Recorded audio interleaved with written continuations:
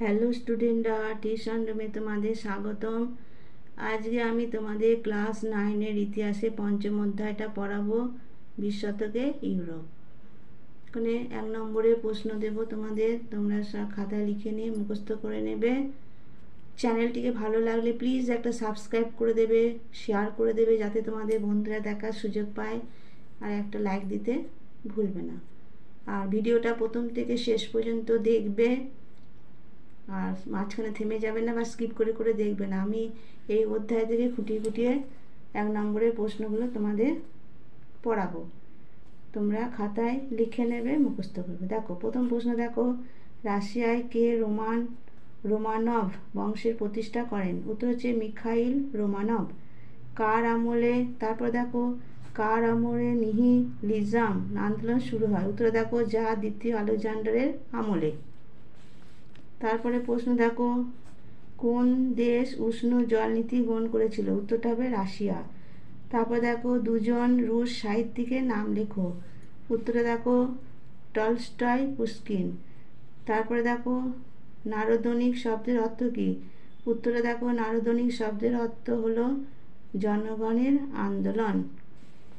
তারপর দেখো রুশ ভাষায় নারদ কথার অর্থ কী? উত্তর হবে জনসাধারণ। তারপরে তো দেখো নারদান্না ভৈয়া কথাটির অর্থ কী? উত্তর দেখো নারদান্না ভৈয়া ভল্লা কথা অর্থ রাশিয়ার এক বিপ্লবী গুপ্ত সমিতি। তারপর দেখো বলশেভিক দল কবে প্রতিষ্ঠিত হয়? বলশেভিক দল 1903 খ্রিস্টাব্দে রাশিয়ায় প্রতিষ্ঠিত হয়। তারপর দেখো বলশেভিক দলের নেতা কে ছিলেন? VI Lenin. তারপর দেখো মেনসেভিক ও বলশেভিক কথা দুটির অর্থ কী? উত্তরে দেখো মেনসেভিক কথার অর্থ সংখ্যালঘিষ্ঠ এবং বলশেভিক কথার অর্থ হলো সংখ্যাগরিষ্ঠ। তারপর দেখো রুশ বিপ্লবে বলশেভিকদের স্লোগান কী ছিল? উত্তরটা দেখো রুশ বিপ্লবে বলশেভিকদের স্লোগান ছিল উদারতন্ত্র নিপাত যাক, যুদ্ধ নিপাত যাক। তারপর দেখো 1917 খ্রিস্টাব্দে বিপ্লবের ফলে কোন রাজবংশের পতন ঘটেছিল? উত্তর দেখো রাশিয়া রোমান রাজবংশের পতন ঘটেছিল। তারপর দেখো রানী আলেকজান্দ্রা কে ছিলেন? যা উত্তর হবে যা দ্বিতীয় নিকোলাসের স্ত্রী। তারপরে দেখো কোন জারের আমলে 1905 খ্রিস্টাব্দে বিপ্লব হয়েছে? উত্তর দেখো রুশ জার দ্বিতীয় নিকোলাসের রাজত্বকালে। তারপর দেখো দ্য স্টেট রেভলিউশন গ্রন্থের লেখককে? উত্তরটা হবে লেনিন। তারপর দেখো ওয়ার অ্যান্ড পিস গ্রন্থের লেখককে? উত্তর লিও টলস্টয়। রাশিয়ার নভেম্বর বিপ্লব কবে সংঘটিত হয়? 1917 খ্রিস্টাব্দে। কোন জারের রাজত্বকালে 1917 খ্রিস্টাব্দে রুশ বিপ্লব সংঘটিত হয়েছিল? উত্তর হবে রুশ জার দ্বিতীয় নিকোলাসের রাজত্বকালে। তারপর দেখো প্রাভোদা কি? উত্তর দেখো প্রাভোদা হলো বলশেভিক দলের মুখপত্র। তারপরে দেখো প্রাভোদা কোন দলের পত্রিকা ছিল? বলশেভিক দলে। তারপর দেখো রাশিয়ায় কবে জাততন্ত্রের অবসান ঘটে? উত্তর হবে 1917 খ্রিস্টাব্দের 13ই মার্চ। তারপর দেখো কোন পত্রিকার লেনিনের এপ্রিল থিসিস প্রকাশিত হয়? প্রাভোদা পত্রিকাতে। তারপর দেখো এপ্রিল থিসিস কে ঘোষণা করেন?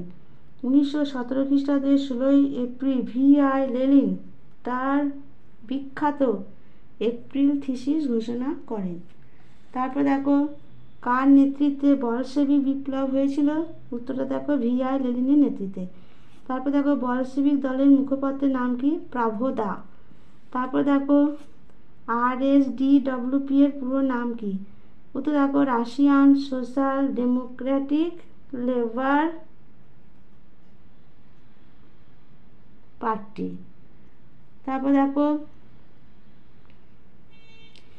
লেনিন প্রবর্তিত অর্থনৈতিক সংস্কারের নাম কি? নতুন অর্থনৈতিক নীতি বা NEP। তারপর দেখো USSR কথাটির পুরো নাম কি?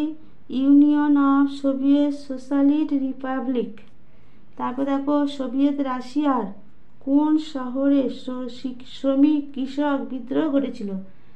উত্তরে দেখো সোভিয়েত রাশিয়ার পেট্রোগ্রাড শহরে। তারপরে দেখো রাশিয়ার সম্রাটরা নিজেদের জার বলে পরিচয় দিতেন কেন? তো দেখো রাশিয়ার সম্রাটরা নিজেদের চূড়ান্ত ও সার্বভৌম শক্তির চিহ্ন স্বরূপ নিজেদের জার বলে পরিচিত বা পরিচয় দিতেন। তারপর দেখো রাশিয়ার পার্লামেন্টের নাম কি? উত্তর দেখো ডুমা। মির কি? উত্তরে দেখো ঊনবিংশ শতকে রাশিয়ার কৃষিভিত্তিক গ্রামগুলিকে মির বা কমিউন বলা হতো। এই যে প্রশ্নগুলো তোমাদের দিচ্ছি এগুলো তোমরা করবে, খাতায় লিখে নেবে। এগুলো সমস্ত অধ্যায়টা থেকে আমি খুঁটিয়ে সমস্ত প্রশ্নগুলো দিয়েছি, হ্যাঁ, বাদ দেবে না।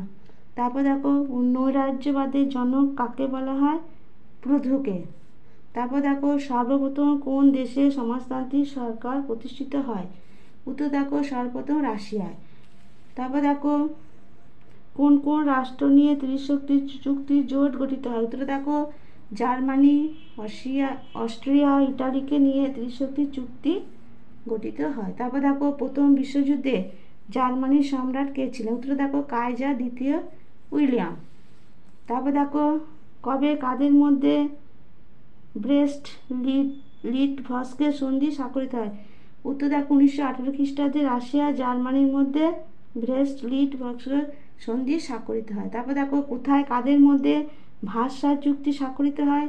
উত্তর দেখো ফ্রান্সের ভার্সাই নগরীতে মিত্রশক্তি ও জার্মানির মধ্যে ভার্সাই চুক্তি স্বাক্ষরিত হয়। এই প্রশ্নগুলো তোমরা সব লিখে নেবে, পরীক্ষা কমন পেয়ে যাবে। হ্যাঁ, আমি সব খুঁটিয়ে লিখে দিয়েছি, আগে বাদ দিয়ে লিখবে না, পুরোটাই দেখবে। কালো বৃহস্পতিবার বলতে কোন দিনটিকে বোঝায়? উত্তর দেখো কালো বৃহস্পতিবার বলতে 1929 খ্রিস্টাব্দের 24 অক্টোবর দিনটিকে বোঝায়।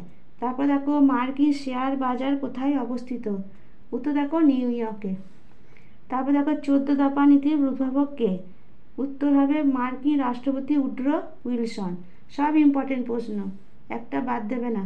মার্কিন ইতিহাসে কালো মঙ্গলবার কোন দিনটি? 1929 খ্রিস্টাব্দে 29শে অক্টোবর। ইতিহাস এমনই একটা জিনিস, হ্যাঁ, শর্ট কোশ্চেনগুলো যদি কমন পেতে চাও অধ্যায়ের সমস্ত খুঁটিয়ে পড়তে হবে। আমি অধ্যায় থেকে খুঁটিয়ে প্রশ্নগুলো উত্তরগুলো করে দিয়েছি, তোমরা দেখবে এবং খাতায় লিখে নিয়ে মুখস্থ করে নেবে, তাহলে তোমরা কমন পেয়ে যাবে। তারপর দেখো পপুলো দা ইতালিয়া পত্রিকাটি কে প্রকাশ করেন? উত্তরটা হবে বেনিটো মুসোলিনি। কেমন? তারপর দেখো জার্মান পার্লামেন্টের নিম্নকক্ষের নাম কি? উত্তরটা হবে রাইখ স্ট্যাগ।